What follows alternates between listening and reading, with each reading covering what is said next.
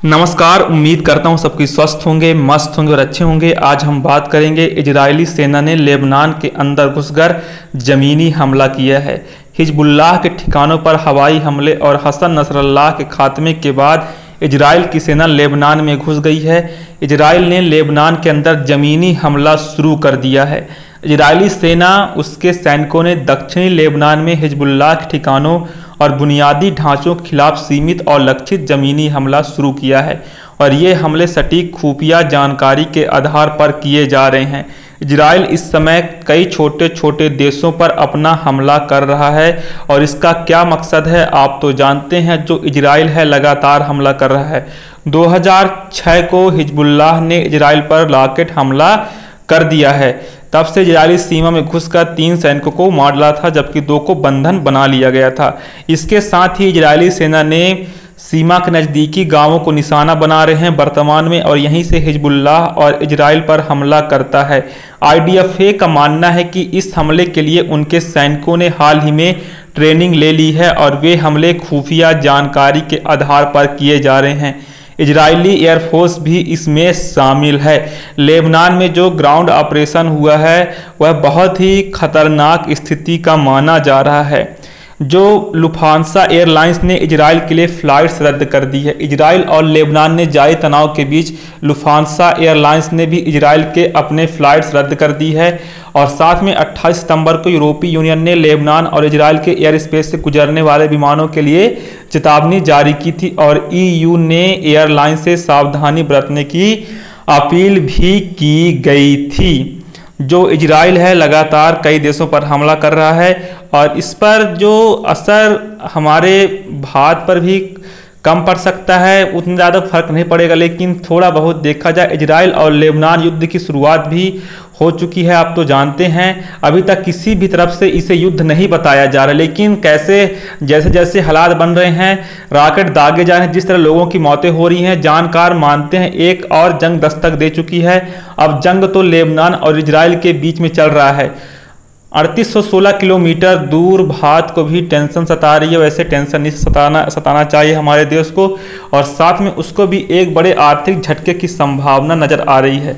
हमारे देश में थोड़ा आर्थिक देखा जाए झटका लगने की संभावना है, क्योंकि लेबनान से बहुत ज़्यादा तादाद में व्यापार भी करता है। लेबनान से भारत क्या क्या खरीदता है आप तो जानते हैं।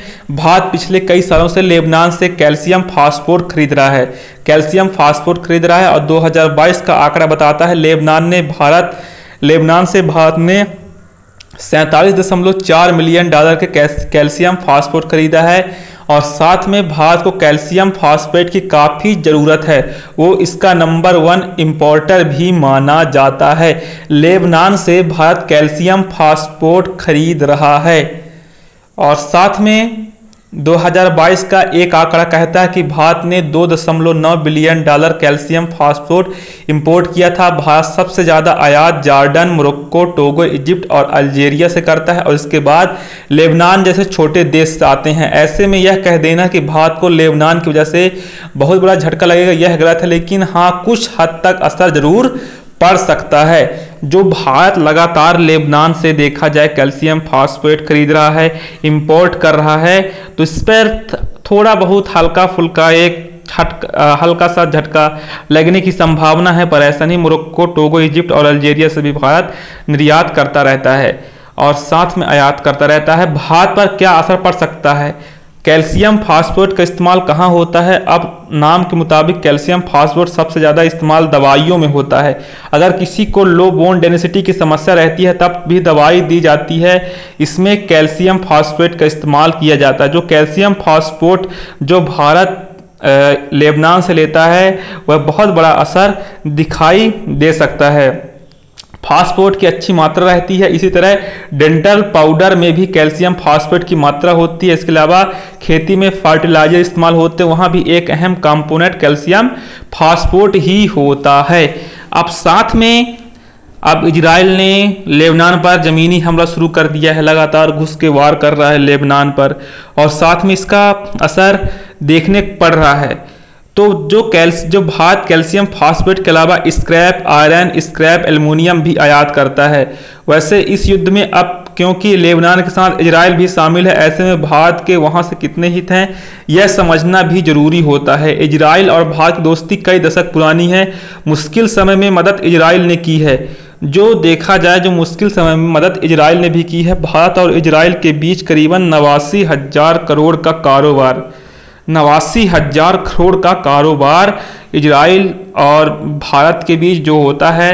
और साथ में जो कैल्शियम फॉस्फेट है, भारत लेबनान से आयरन स्क्रैप एल्युमिनियम भी आयात करता है। और इजराइल भी, लेबनान के साथ इजराइल भी शामिल है। जो भारत है, इजराइल से भी बहुत बड़ा व्यापारिक संबंध भारत का माना जाता है।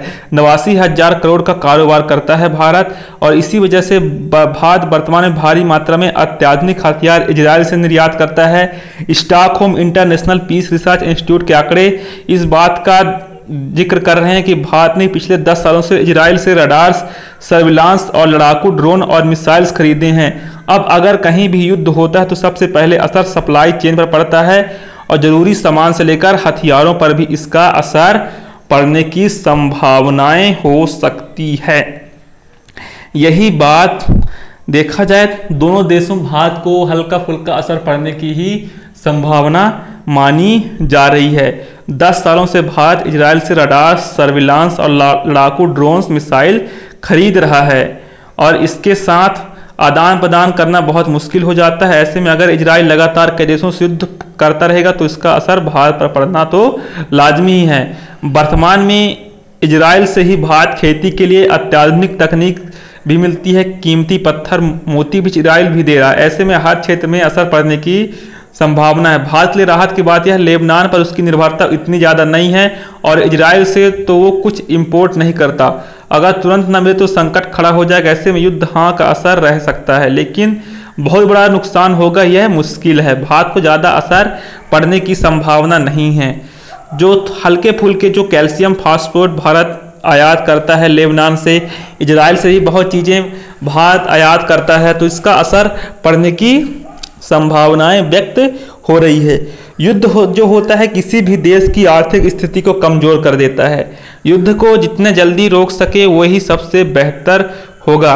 अगर मुश्किल हालात में और भी देशों को खड़े होना चाहिए, संयुक्त राष्ट्र में मांग करनी चाहिए, युद्ध कहीं भी हो, युद्ध ना हो। दोस्तों, हम एक करंट अफेयर्स के नाते इस पर चर्चा कर रहे थे। धन्यवाद। Take care. 2024 सिर्फ आपका है। फोड़ दीजिए। अगर वीडियो पसंद आए हो तो लाइक करिएगा, ना भी है तो एक फ्रेंड नाते कर लीजिएगा। धन्यवाद।